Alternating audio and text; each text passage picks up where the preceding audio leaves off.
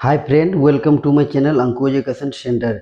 दोस्तों, आज मैं इस वीडियो में आप लोगों को कन्वेयर बेल्ट का बेल्ट की लंबाई लेंथ को कैसे कैलकुलेट किया जाता है उसके बारे में बताऊंगा।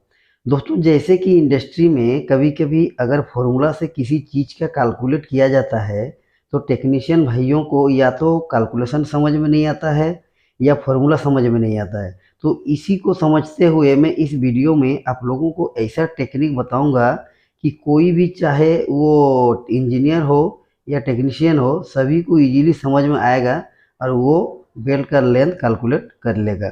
तो दोस्तों, वीडियो में बने रहिएगा और वीडियो को अंत तक जरूर देखिएगा। मैं वीडियो को स्टार्ट करता हूँ।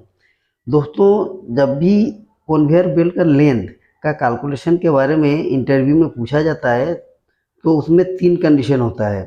पहला, जैसे ओपन बेल्ट ड्राइव सिस्टम, मान लीजिए कोई बेल्ट ड्राइव सिस्टम ओपन है और वो बंद है तो बोलेगा उस समय आप बेल्ट का लेंथ कैसे कैलकुलेट करोगे, उसके बारे में बताइए।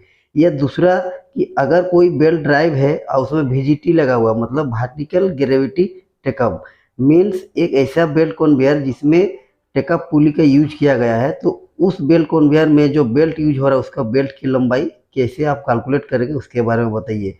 या तीसरा, रनिंग बेल्ट मीन्स चाहे वो ओपन बेल्ट ड्राइव सिस्टम हो या वीजीटी बेल्ट ड्राइव सिस्टम हो, अगर वो रनिंग है, बेल्ट चल रहा है, तो उस रनिंग कंडीशन में आप बेल्ट की लेंथ को कैसे कैलकुलेट करोगे इसके बारे में बताइए। ये तीन कंडीशन हो सकता है जो इंटरव्यूअर आपको पूछ सकता है। तो चलिए आप लोग आज हम लोग ओपन बेल्ट ड्राइव सिस्टम में बेल्ट की लंबाई लेंथ को कैसे कैलकुलेट करेंगे उसके बारे में बात करते हैं। तो दोस्तों, अभी हम लोग आ गए ओपन बेल्ट ड्राइव सिस्टम में, जिसमें हम लोग बेल्ट का लेंथ को कैलकुलेट करना सीखेंगे। तो दोस्तों, ओपन बेल्ट ड्राइव में मेनली दो पुली को दिखाया जाता है। जैसे इस पिक्चर में आपको दिख रहा है पुली 1 एंड पुली 2। पुली 1 जिसका डायमीटर D1 है और पुली 2 जिसका डायमीटर D2 है, ये दोनों को मेनली दिखाया जाता है। और पुली 1 और पुली 2 के बीच का जो डिस्टेंस है, लीनियर डिस्टेंस, उसको सेंटर डिस्टेंस के नाम से जानते हैं। ये तीन चीज़ अगर आपको मिल जाएगा तो आप ओपन बेल्ट ड्राइव सिस्टम में बेल्ट की लेंथ को कैलकुलेट कर लोगे। तो ये ओपन बेल्ट ड्राइव सिस्टम में बेल्ट की लेंथ को कैलकुलेट करने के लिए मैं आपको दो तरीका बताऊंगा, जिसको आप इजीली चाहे तो इंजीनियर या टेक्नीशियन, फिटर, फॉरमैन कोई भी हो उसको समझ सकता है और कैलकुलेट कर सकता है। तो चलिए दोस्तों, हम लोग फर्स्ट मेथड पे आए, फर्स्ट तरीका पे आए, जिसमें हमें आपको बताऊंगा कि बेल्ट का लेंथ कैसे कैलकुलेट किया जाता है। तो दोस्तों, जैसे ये ओपन बेल्ट ड्राइव सिस्टम है, इसमें दो पुली D1 और D2 डायमीटर का लिया हुआ है और उनके बीच का जो डिस्टेंस है उसको C से डिनोट किया गया है। तो इसमें जैसे मैं बड़ा पुली को हेड पुली के नाम से लिया हूँ और छोटा पुली को टेल पुली के नाम से लिया हूँ। तो इन दोनों पुली को देख के हम लोग बेल्ट का लेंथ को कैलकुलेट करेंगे। तो जैसे इसमें जो D1 है वो हेड पुली का डायमीटर को बता रहा है और जो D2 है वो टेल पुली के डायमीटर को बता रहा है, जो D1 से साइज में छोटा है। और ये जो C है ये दोनों पुली के बीच का सेंटर डिस्टेंस को बता रहा है। तो ये फर्स्ट मेथड में बेल्ट का लेंथ को कैलकुलेट करने के लिए हमारे पास एक फार्मूला है। वो फार्मूला है L equal to D1 plus D2 by 2 bracket close into pi plus 2C plus D1 minus D2 का होल स्क्वायर बाई 4C। इस फार्मूला में अगर हम लोग पुट कर देते हैं D1, D2 और C का वैल्यू को, तो हमें बेल्ट की लंबाई लेंथ मिल जाएगा। तो चलिए हम लोग एक एग्जांपल को लेके समझते हैं और उसको फार्मूला में पुट करके हम लोग बेल्ट की लंबाई को निकालते हैं। तो दोस्तों, जैसे मैं एक एग्जांपल लिया हूँ, हेड पुली का जो डायमीटर है वो 600 mm है, उसको अगर हम लोग मीटर में कन्वर्ट करेंगे तो 0.6 मीटर होगा। और जो टेल पुली का डायमीटर है D2 वो है 500 mm, उसको मीटर में कैलकुलेट करूँगा तो 0.5 मीटर होगा। और जो दोनों पुली के बीच का सेंटर डिस्टेंस है वो है C, उसको मैं लिया हूँ 65 मीटर।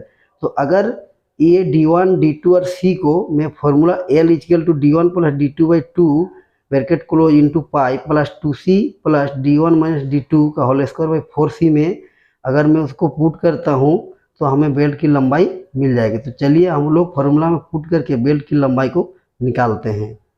तो ये जो फार्मूला था हम लोग का L equal to D1 plus D2 by 2 bracket close into pi plus 2C plus D1 minus D2 का होल स्क्वायर बाई 4C। इसमें अगर हम लोग D1 का वैल्यू 0.6 मीटर और D2 का वैल्यू 0.5 मीटर के साथ अगर C का वैल्यू 65 मीटर को पुट करके इसको कैलकुलेट करते हैं तो हमें मिलता है 131.7 मीटर। मीन्स ये जो 0.6 मीटर और 0.5 मीटर और 65 मीटर सेंटर डिस्टेंस के बीच का ये जो बेल्ट कन्वेयर है, इसका अगर बेल्ट की लंबाई हम लोग निकाल लेते हैं, जैसे हम लोग यहाँ निकाले हैं, तो हमें मिलता है 131.7 मीटर।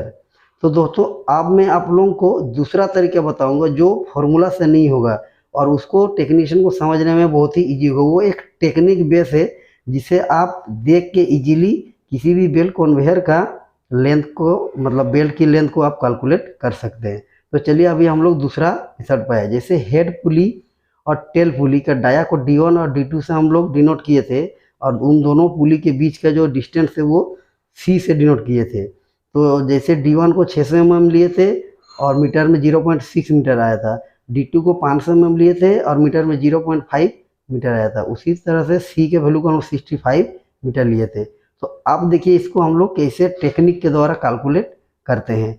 तो जैसे कि ये दोस्तों आपको ध्यान देना पड़ेगा, ये जो पुली है दोनों हेड पुली और टेल पुली, तो इसमें एक चीज़ आप लोग देखिए, जो हेड पुली है उसमें जो बेल्ट पुली के सरकमफ्रेंस के थ्रू जो पास हुआ है वो पुली का 50% से पास हुआ है। मीन्स आपको ये समझना है कि पुली के ऊपर से बेल्ट कितना पास हुआ है, उसी को हम लोग पहले देखेंगे। जैसे हेड पुली है, जो बड़ा पुली है, उसमें देखिए मैं मार्किंग करके आपको बता रहा हूँ कि यहाँ से लेके यहाँ तक बेल्ट पास हुआ है।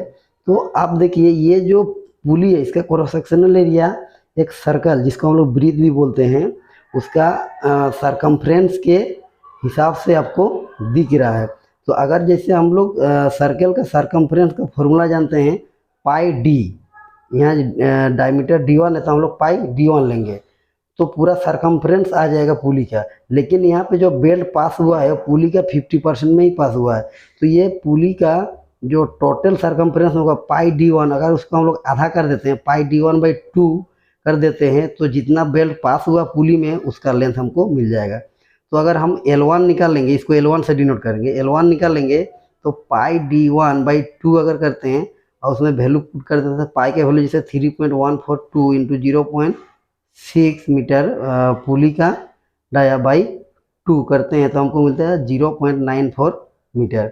उसी तरह से अगर हम लोग टेल पुली में आते हैं तो टेल पुली में देखिए मैं मार्किंग करके को बता रहा हूँ, यहाँ से लेके यहाँ तक बेल्ट पास हुआ है।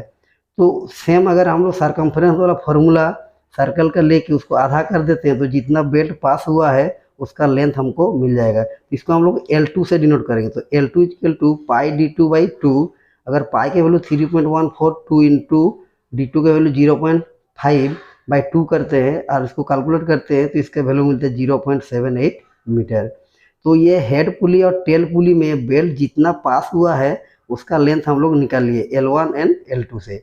आप दोस्तों ये देखिए मैं मार्किंग करके आपको बता रहा हूँ, ये दोनों पुली के बीच का जो सेंटर डिस्टेंस है ये डबल है। मीन्स नीचे जितना बेल्ट का लेंथ होगा ऊपर में भी उतना ही बेल्ट का लेंथ होगा। तो ये जो सेंटर डिस्टेंस है उसको अगर हम लोग डबल कर देते हैं तो हमको L3 बेल्ट की लंबाई मिल जाएगी। तो L3 equal to 2 into C मतलब दोनों पुली के बीच के सेंटर डिस्टेंस।